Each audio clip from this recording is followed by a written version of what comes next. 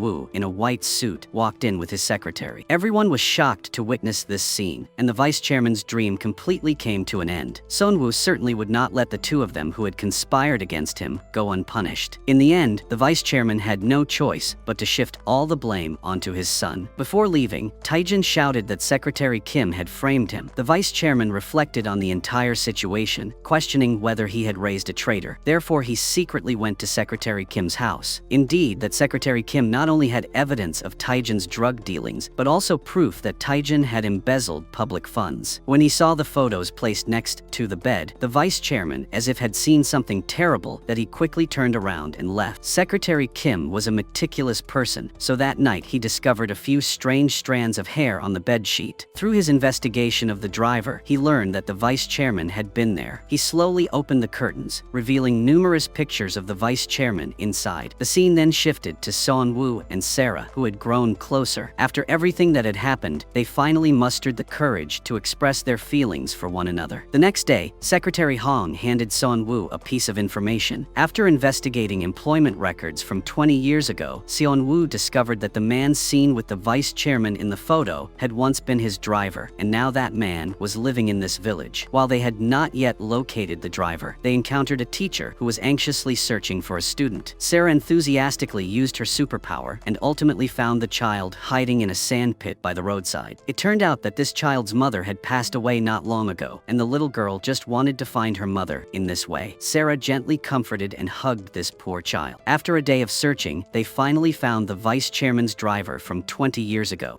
Woo took out the photo and asked the driver about the events from that time, but the driver told he had Alzheimer's and couldn't remember anything. After saying this, he shooed the two away. Unexpectedly at that moment, the little girl whom Sarah had helped ran over. It turned out she was the granddaughter the driver cherished above all else, even his life. When the driver realized that the two people in front of him were his benefactors, he revealed that he and the vice chairman had gone to the orphanage together because the vice chairman suddenly wanted to sponsor a child named Nam-gil and send him abroad. Woo showed the driver a picture of his mother and the children from the orphanage for confirmation. The driver glanced at it and recognized Nam-gil, but why the vice chairman would suddenly sponsor a child he had never met? Jinmo used his hacking skills to check all information related to Nam-gil, but there were no records of him returning to the country, as if he had vanished from the world. Woo and Sarah decided to investigate, starting from the orphanage. Returning to the orphanage where she had lived for many years, Sarah felt an overwhelming sense of familiarity. However, the former director had passed away, so the new director was unaware of the past events. She advised Sarah to look for her close brother, was Police Kwang Gi. Sarah felt a glimmer of hope and immediately took a lunchbox to find her brother. She learned that Kwang Gi and Nam-gil had attended the same high school. The two then drove straight to the school, but found out that the principal from that time had retired. Fortunately, the new principal was aware of some information. When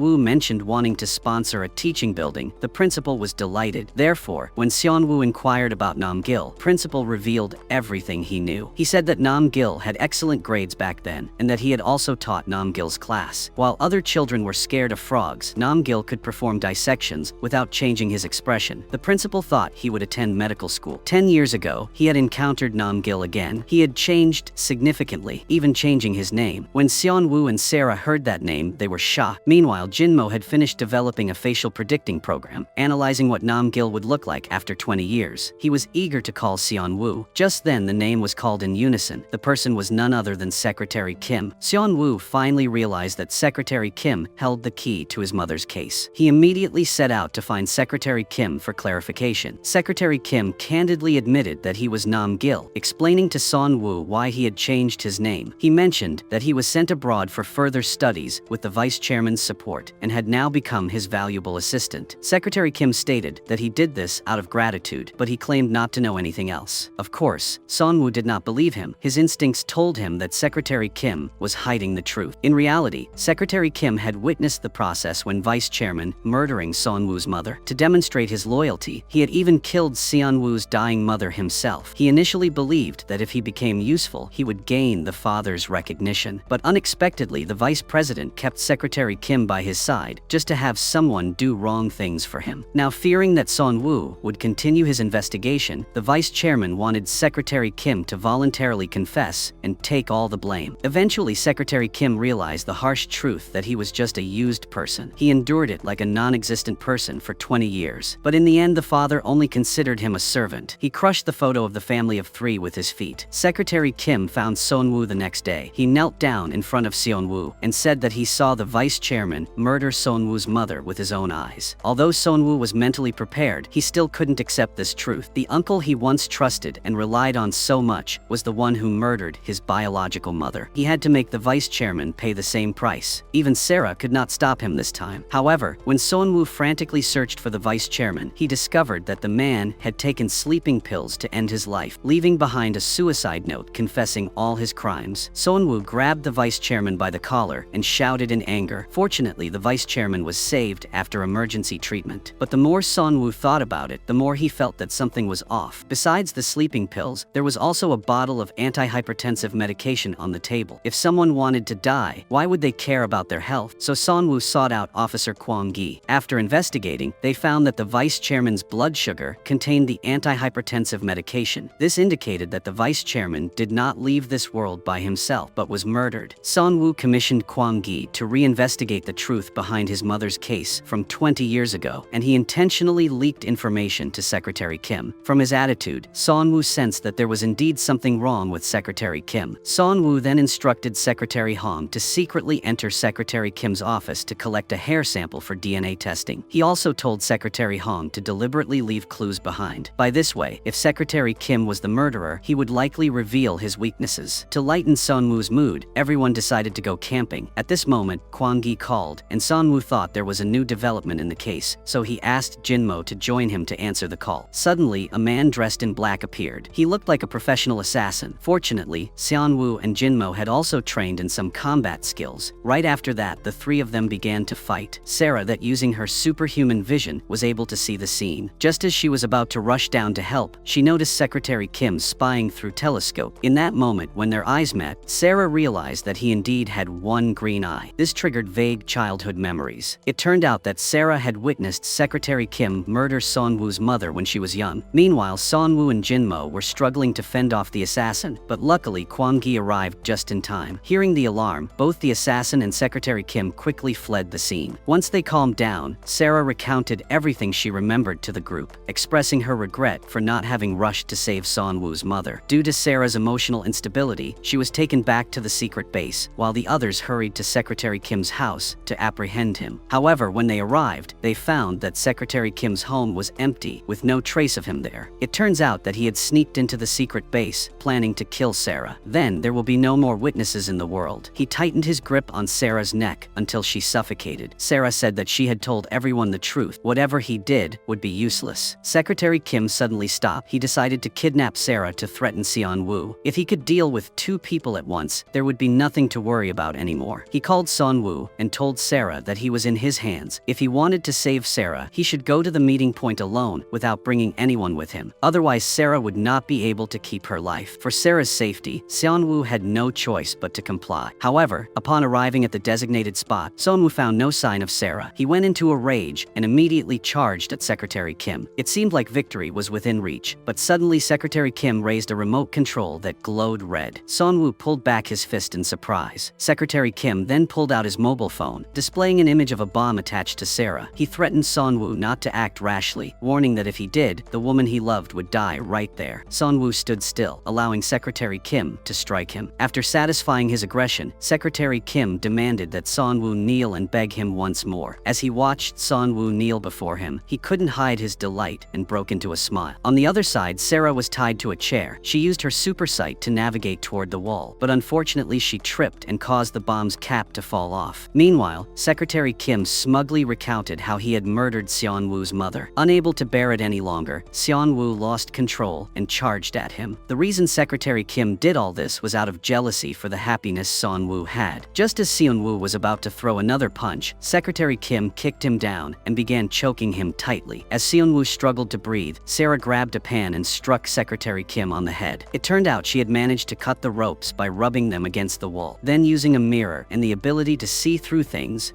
Sarah safely disarmed the bomb just in time and rushed to save Seon-woo. Secretary Kim was finally captured. Seon-woo and Sarah embraced tightly. After 20 years, he had finally caught the real culprit behind his mother's death. Now Seon-woo's life appeared a woman worthy of his love and care. He gave Sarah a necklace. This necklace is his most precious thing because it was given to him by his mother. Sarah was very touched by this action. Seon-woo took Sarah to his parents' grave, told them that this was his future wife, confidently said that the two of them would definitely be happy forever. After 20 years, Seon-woo had his first vacation, and then he and Sarah lived happily ever after. The movie ends here. Goodbye, and see you again in the next videos. Bye-bye.